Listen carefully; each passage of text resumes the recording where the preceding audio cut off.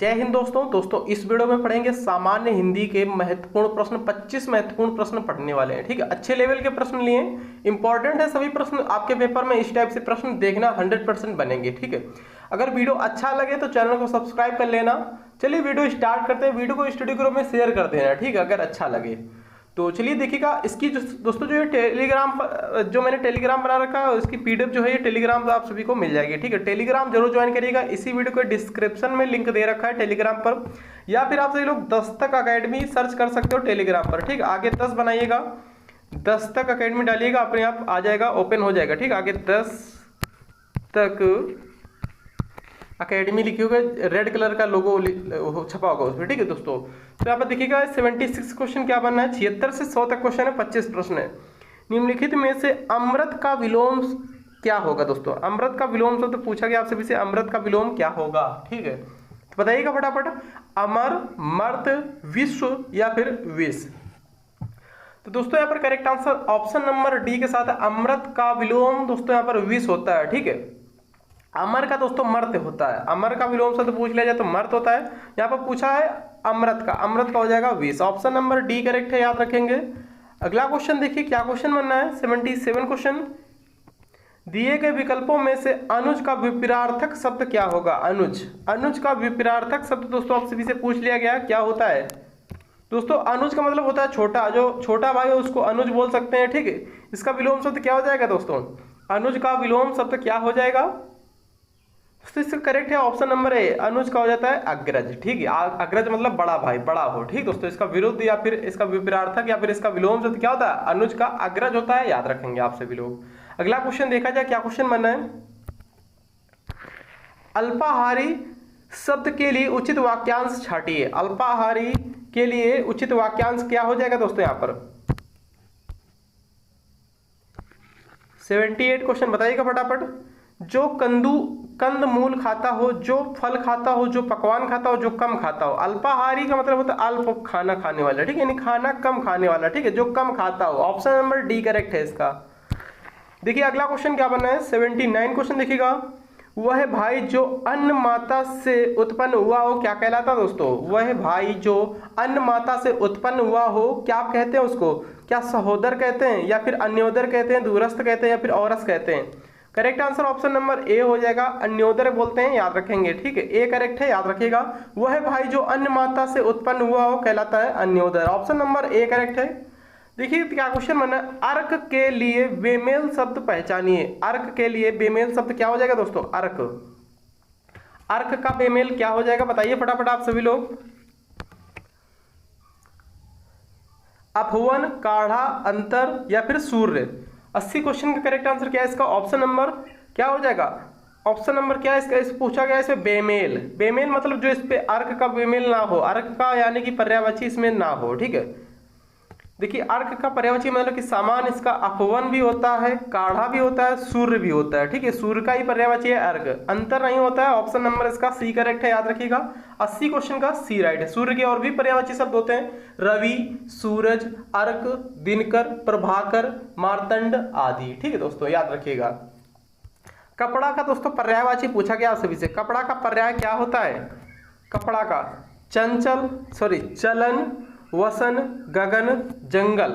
81 question बताइएगा फटाफट क्या क्वेश्चन है इसका, मतलब कि राइट आंसर इसका क्या हो जाएगा? कपड़ा का पर्याय क्या होता है? ऑप्शन नंबर बी करेक्ट है, वसन होता है, याद रखिएगा। ठीक है, कपड़ा का पर्यायवाची दोस्तों वसन होता है। ऑप्शन नंबर बी करेक्ट है, वसन। कपड़ा के अन्य पर्यायवाची शब्द दोस्तों क्या होते हैं? वस्त्र, पट, चीर, पहरावा आदि होते हैं, याद रखिएगा। ऑप्शन नंबर बी करेक्ट है। अगला क्वेश्चन देखिए क्या क्वेश्चन बनना है। निम्नलिखित में से शुद्ध वर्तनी वाला शब्द कौन सा है? शुद्ध वर्तनी बताइएगा, इसमें से शुद्ध वर्तनी वाला शब्द कौन सा है? अध्ययन दोस्तों किस तरीके से लिखा जाता है? अध्ययन, ये तो अध्ययन लिखा है, गलत है। ये लिखा है अध्ययन, गलत है। अध्ययन लिखा है, ये लिखा अध्ययन। ऑप्शन नंबर दोस्तों इसका सी करेक्ट है। ठीक है, अध्ययन इसी तरीके से लिखा जाता है। 82 क्वेश्चन का सी करेक्ट आंसर हो जाएगा, याद रखिए। अनुग्रहित दोस्तों किस तरीके से लिखा जाएगा बताइएगा, आप सभी लोग बताना है कितने क्वेश्चन सही किए आप लोगों ने। ठीक है, कितने क्वेश्चन आप सभी के सही गए हैं। तो वर्तनी की दृष्टि से शुद्ध शब्द का पहचान करना है। इसमें से शुद्ध मीनिंग कौन सी लिखी, कौन सा इसमें से शब्द शुद्ध है ये। ठीक है, अनुग्रहित किस तरीके से लिखा जाता है? ऐसे लिखा जाता है ग्रहित होता है, ना कि ग्रहित, अनुग्रहित। ठीक है, ऐसा किस ऑप्शन में दिख रहा है? अनुग्रहित। बताइएगा फटाफट। ऑप्शन नंबर बी में दिख रहा है अनुग्रहित। ये लिखा अनुग्रहित गलत है, अनुग्रहित ग्रहित लिखा। ये वाली ग्रह वाली गा गमला में अलंत लगा, जो कि गलत है। ठीक है, ये भी गलत है। ऑप्शन नंबर इसका बी करेक्ट है। मुहावरा है अगला क्वेश्चन, देखिएगा ध्यान से। उसने तो मेरी आंखें खोल दी, रेखांकित मुहावरे का अर्थ क्या होगा दोस्तों? उसने तो मेरी आंखें खोल दी, रेखांकित मुहावरे का अर्थ क्या हो जाएगा? आंखें खोल देना मतलब क्या हो जाता है दोस्तों? भ्रम दूर करना, किसी बात पर ध्यान न देना, स्वागत के लिए राह देखना, या फिर अंधकार दूर करना। 84 क्वेश्चन का ए करेक्ट है, भ्रम दूर करना होता है, याद रखिएगा। ठीक है, उसने तो मेरी आंखें खोल दी यानी कि भ्रम दूर कर दिया है। ऑप्शन नंबर ए करेक्ट है, याद रखिएगा। अगला क्वेश्चन देखिए, क्या क्वेश्चन बना है? ऊंट के मुंह में जीरा का सही अर्थ दोस्तों क्या हो जाता है? बताइएगा फटाफट। ऊंट के मुंह में जीरा का सही अर्थ है क्या है दोस्तों? सही अर्थ इसका, ऊंट के मुंह में जीरा, बहुत थोड़ा, या फिर ऊंट के मुंह में पीड़ा होना, या फिर ऊंट के मुंह में जीरा खिलाना, या फिर पेट भरने के लिए कुछ भी खाना। दोस्तों करेक्ट आंसर इसका ऑप्शन नंबर ए है, बहुत थोड़ा है। ऑप्शन नंबर ए करेक्ट है, याद रखिएगा। ऊंट के मुंह में जीरा का मतलब क्या होता है? बहुत थोड़ा। ऑप्शन नंबर ए करेक्ट है, याद रखेंगे। अगला क्वेश्चन देखिएगा, सही विकल्प को चुनकर निम्नलिखित वाक्य के रिक्त स्थान की पूर्ति कीजिए। सिंहासन खाली करो की आती है, क्या आती है दोस्तों? सिंहासन खाली करो, देवता आती है, गलत। असुर आती है, गलत। लोक आती है, गलत। जनता आती है। ठीक है, सिंहासन खाली करो की जनता आती है। ऑप्शन नंबर सी करेक्ट है, याद रखेंगे। जिसका दमन ना किया जा सके वह क्या कहलाता है दोस्तों? दिए गए विकल्पों में से सही का चयन करके वाक्य को पूर्ण कीजिएगा। जिसका दमन ना किया जा सके उसको बोलते हैं आदम्य। ठीक है, ऑप्शन नंबर इसका बी करेक्ट है, याद रखिएगा। 87 का बी राइट है। ठीक है, जिसका दमन ना किया जा सके उसको बोलते हैं आदम्य। ऑप्शन नंबर बी करेक्ट है। 87 का बी राइट है, याद रखेंगे। अगला क्वेश्चन देखिएगा, 88 क्वेश्चन क्या बनना है यहाँ पर, ध्यान से देखिएगा। दिए गए विकल्पों में से सही का चयन कर रिक्त स्थान भरें। इस ग्रंथ को इतिहास की से भी महत्वपूर्ण रचना माना गया है। इस ग्रंथ, क्या क्वेश्चन क्या बना है? इस ग्रंथ को इतिहास की दृष्टि से भी एक महत्वपूर्ण रचना माना गया है। इतिहास की दृष्टि से आ जाएगा यहाँ पर। ऑप्शन नंबर इसका ए करेक्ट है, 88 का ए सही जवाब हो जाएगा, याद रखिएगा। ए विकल्प इसका सही है। ठीक है, अगला क्वेश्चन देखिए, क्या क्वेश्चन बनना है? 89 क्वेश्चन देखिएगा। देखिए क्या क्वेश्चन है, निम्न वाक्यों में रिक्त स्थान की पूर्ति के लिए उपयुक्त शब्द का चयन करिएगा, या फिर उपयुक्त शब्द बताइएगा। यहाँ पर बारिश ठंड बढ़ गई, बारिश से ठंड बढ़ गई, गलत। बारिश द्वारा ठंड बढ़ गई, गलत। यहाँ पर बारिश के लिए ठंड बढ़ गई, गलत। बारिश के कारण ठंड बढ़ गई, ऑप्शन नंबर इसका सी करेक्ट है। बारिश के कारण ठंड बढ़ गई, ऐसा बोल सकते हो। ठीक है, करेक्ट आंसर दोस्तों इसका क्या हो जाएगा? ऑप्शन नंबर दोस्तों इसका सी करेक्ट है, याद रखेंगे। अगला क्वेश्चन देखिए, क्या क्वेश्चन बनना है? वाक्यों का वर्गीकरण मुख्यतः कितने प्रकार से होता है? वाक्यों का वर्गीकरण मुख्यतः कितने प्रकार से होता है? 90 क्वेश्चन बताइए फटाफट। 2, 3, 6 या फिर 8? ऑप्शन नंबर इसका ए करेक्ट है, 2 प्रकार से होता है। ठीक है, वाक्यों का वर्गीकरण 2 प्रकार से होता है। कौन कौन से 2 प्रकार होते हैं दोस्तों? एक होता है इसमें वाक्यों का वर्गीकरण 2 प्रकार से होता है। एक होता है अर्थ के आधार पर, एक होता है रचना के आधार पर। ठीक है दोस्तों, अर्थ के आधार पर दोस्तों कितने प्रकार के वाक्य होते हैं? अर्थ के आधार पर दोस्तों 8 प्रकार के वाक्य होते हैं। कौन कौन से होते हैं 8 प्रकार के?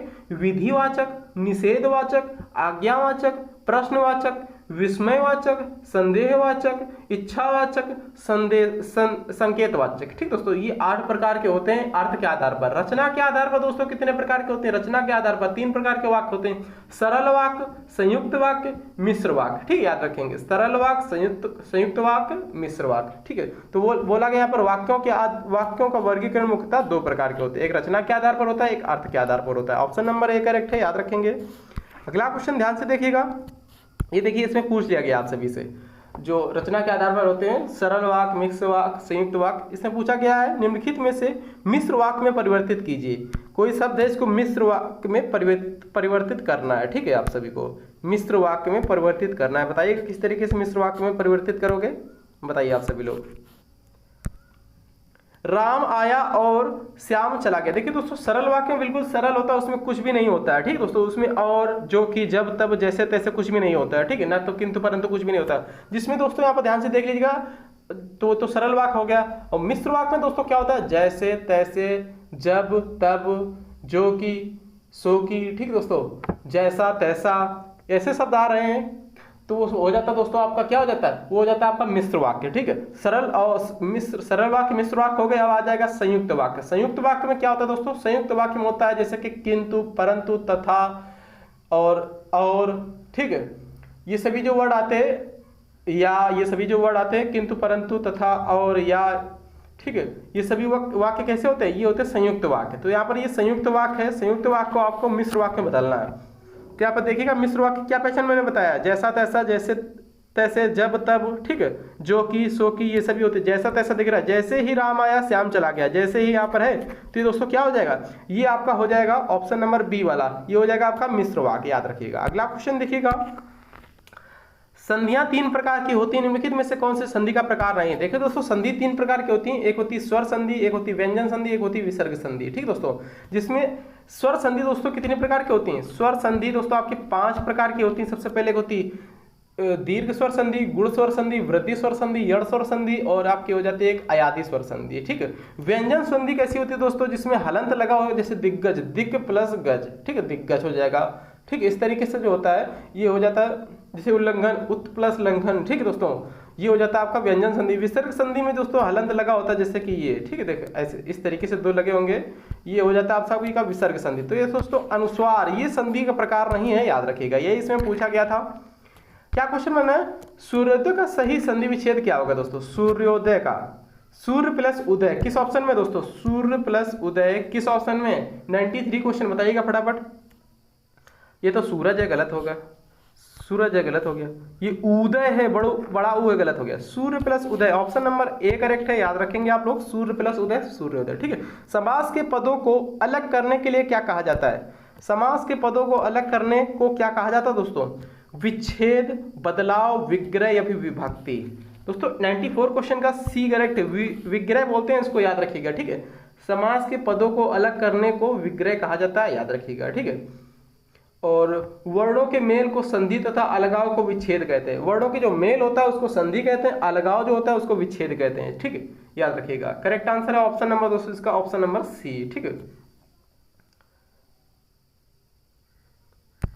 अगला क्वेश्चन देखिए, क्या क्वेश्चन, बहुब्रीहि समास का उदाहरण कौन सा है दोस्तों, बहुब्रीहि समास, इसमें भगवान के नाम होते हैं दोस्तों, इसमें कोई भी पद प्रधान नहीं होता, ना तो पूर्व पद प्रधान होता है, ना तो उत्तर पद प्रधान होता है। ठीक है, तो इसमें क्या होता है दोस्तों, इसमें भगवान के नाम, एक दूसरा ही अर्थ इसमें निकलता है, सबसे पहले याद रखिए। ठीक है, तो इस समास में कोई भी शब्द दोस्तों यहाँ पर क्या होता है, प्रधान नहीं होता, तो दोनों पद मिलकर क्या करते हैं दोस्तों, किसी एक अर्थ का, मतलब कि किसी एक नए अर्थ को प्रकट करते हैं। ठीक दोस्तों, जैसे कि चतुर्भुज हो गया आपका।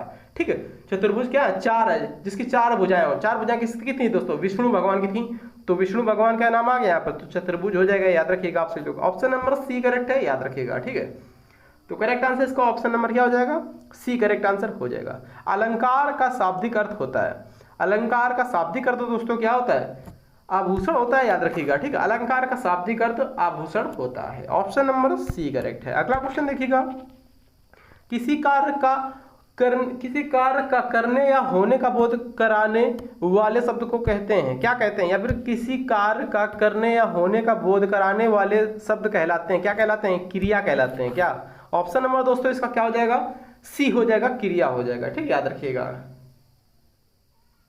अगला क्वेश्चन देखिएगा,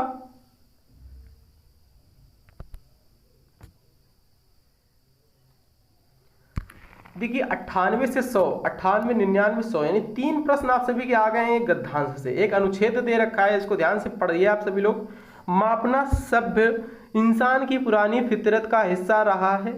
ठीक है, दुनिया भर के सभ्य समाजों के अपने अपने ढंग से समय को, दूरी को, गति को, आकार को, क्षेत्रफल को मापने के पैमाने विकसित किए हैं। ठीक है, फिर एक ऐसा दौर आया जब हर चीज को ही मापा जाने लगा, सर्दी को, गर्मी को, सुख को, दुख को, अर्थव्यवस्था को, महंगाई को, और यहाँ तक कि अक्ल को भी। ठीक है, इसी के साथ 150 साल पहले एक और पैमाना विकसित हुआ इंसान के बुखार को मापने का। ठीक, कार्ल वंडरलेच ने शरीर के इस तापमान को समझने के लिए लंबा शोध किया और वह इस नतीजे पर पहुंचे कि 98.6 डिग्री फ़ारेनहाइट शरीर का सामान्य तापक्रम या फिर तापमान है। शरीर का तापमान अगर इससे ज़्यादा है तो इसका अर्थ बुखार है। यही तापमान चिकित्सा व्यवसाय का मानक बन गया है। ठीक, 98.6 का आंकड़ा जल्द ही एक मुहावरा बनकर समाज और संस्कृति के कई क्षेत्रों में इस्तेमाल होने लगा है।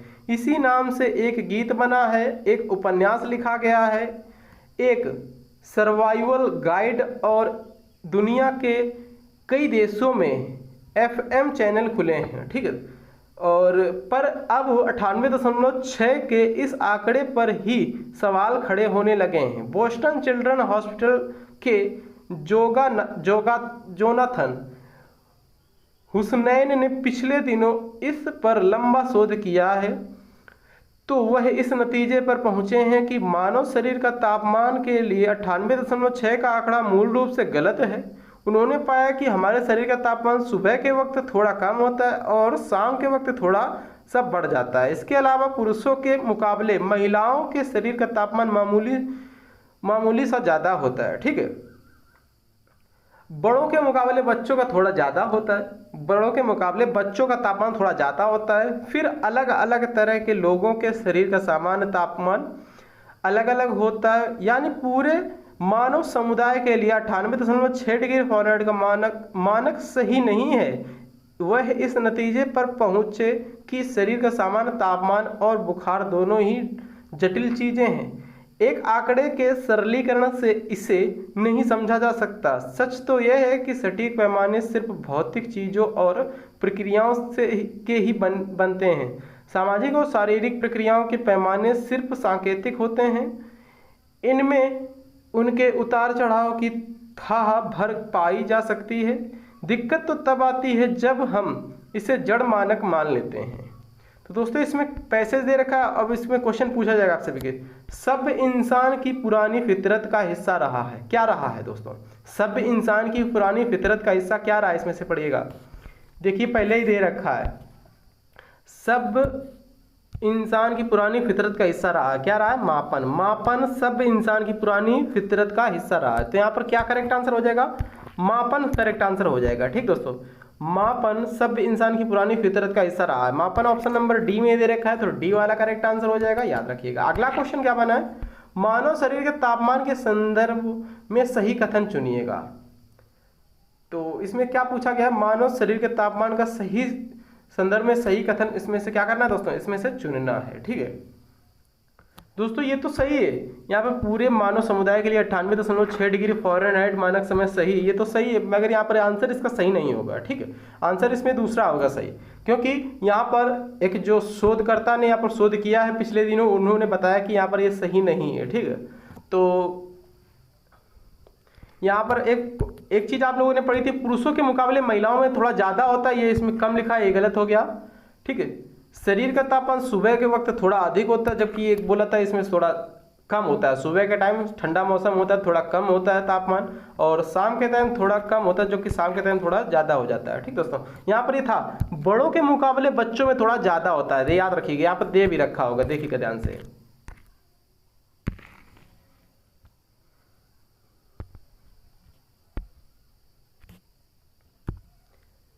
देखिए बड़ों के मुकाबले बच्चों में थोड़ा ज़्यादा होता है तापमान, याद रखिएगा। ठीक, ये दे रखा था।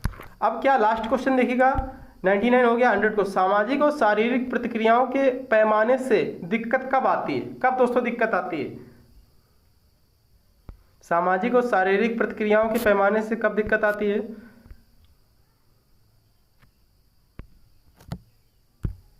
दिक्कत तो तब आती है जब हम सामाजिक और शारीरिक प्रक्रियाओं के पैमाने से सिर्फ सांकेतिक होते हैं, उनमें उतार चढ़ाव की था भर पाई जा सकती है। दिक्कत तो तब आती है जब हम इसे जड़ मानक मान लेते हैं। जब हम इसे क्या मान लेते हैं दोस्तों?